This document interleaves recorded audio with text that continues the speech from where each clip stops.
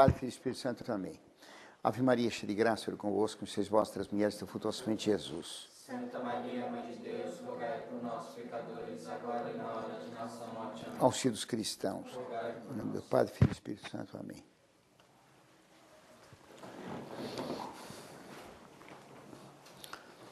Então, esta aula de hoje é sobre Napoleão e a Revolução Francesa. Ela põe um problema bastante interessante. Ela mostra como a história não é simplesmente o estudo da história não é simplesmente uma decoração, mas que exige análise e exige um raciocínio. Os livros apresentam normalmente a Revolução Francesa e Napoleão como opostos, como contrários entre si. Só para ter uma localização no tempo, a Revolução Francesa ela começou em 1789 e vai terminar teoricamente, em 1799, quando Napoleão dá o golpe e se torna primeiro cônsul. Isso foi em novembro de 1799, com o golpe de Brumário, 19 Brumário. E a Revolução tinha mudado os nomes dos meses. Em novembro era o mês das brumas, daí Brumário. Napoleão vai governar, então, de novembro de 1799 até 1814, quando ele é obrigado a renunciar a primeira vez e é mandado para a ilha de Elba.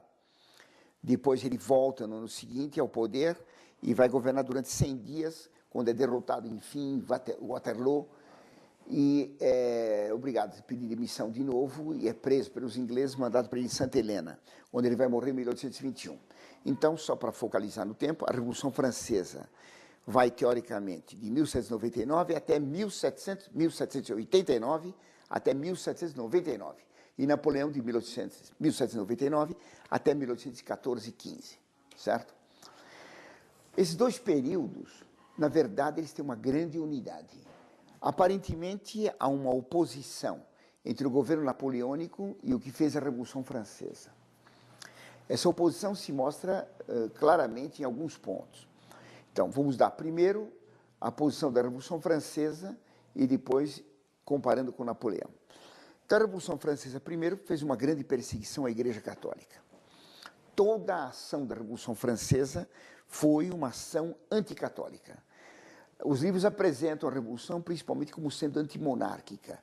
Se o rei tivesse apoiado a pena de morte contra os padres que não aceitavam as leis revolucionárias, o rei ficaria no poder. Ele só foi morto porque ele se opôs à pena de morte contra os padres que resistiam à Constituição Civil do Clero.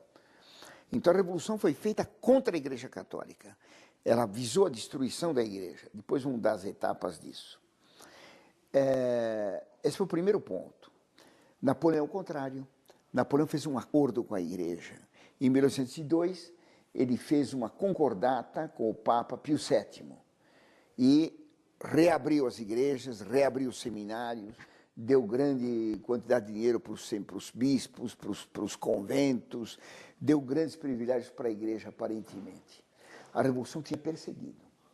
A perseguição da Revolução contra a Igreja Católica foi uma coisa sistemática e extremamente bem pensada.